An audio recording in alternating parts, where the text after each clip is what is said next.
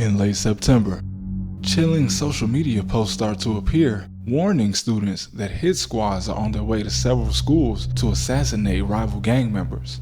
Chicago is a cruel place. At 2:30 p.m., the mob of students is walking to a local shopping plaza just across the street from their school. Among them is 15-year-old Simeon football player Jamari Williams. His school has produced 4 NBA players and 2 NFL players in the last decade alone. But sadly, in Chicago, it's about living long enough to get noticed.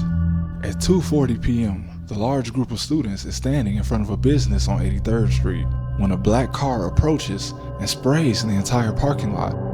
Miraculously, Williams was the only one hit. And just to make sure everyone knew this was a targeted hit, someone got out of the black car to fire more rounds while Williams was still on the ground.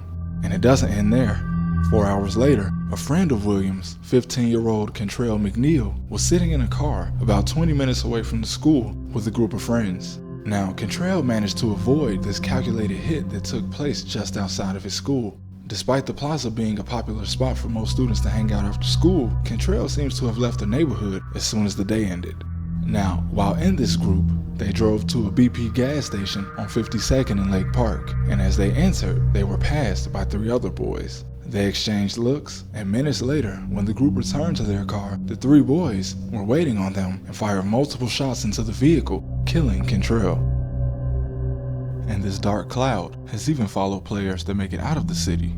Saeed Ivy, a student from the same school as Jamari and Contrael. He was a Simeon basketball player, winning back-to-back state championships before moving to California in 2016 for college. That same year, while playing for East Los Angeles College, he was staying with his brother in Monterey Park, a suburb that hadn't seen a single murder in over a year before Saeed arrived. Yet, on his 20th birthday, he had a small gathering at his brother's house. He left the party for a second to go down in his car before neighbors report hearing a short dispute followed by a gunshot. Saeed was found locked in the back seat of his Mercedes with a single gunshot wound to the chest.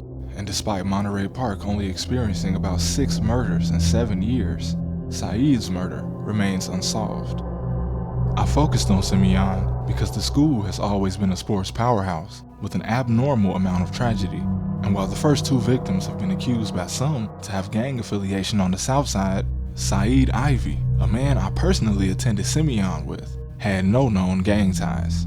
He was a well-off kid, and the only group he claimed to be a part of was Rich Crew, which was less of a gang and more of a group of hard-working students around 2013 to 2014. And speaking of, in just the 6 months between October 2013 to April 2014, 2 football players, again from Simeon, were murdered. Demarius Reed, killed in a freak robbery at East Michigan State while on scholarship, and Michael Flournoy, a sophomore football player. Now, I can't say for certain that Michael had no gang ties, as the summer before his death, I spotted him at a local party being held by gang members. Only, he came in with members of a rival gang. And this actually led to another mysterious death of a Simeon student who was also at the party that was killed later that same year. Now, according to police, Michael was walking down 93rd Street when he stopped to speak to a group of girls. It's alleged that Michael said something to offend one of these girls, which led to a man who happened to be nearby, popping out and assassinating Michael.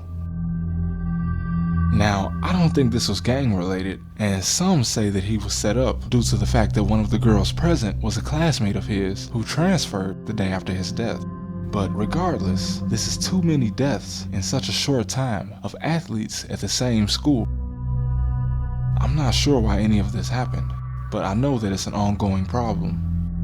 There are 160 high schools in the city, and I've only covered one.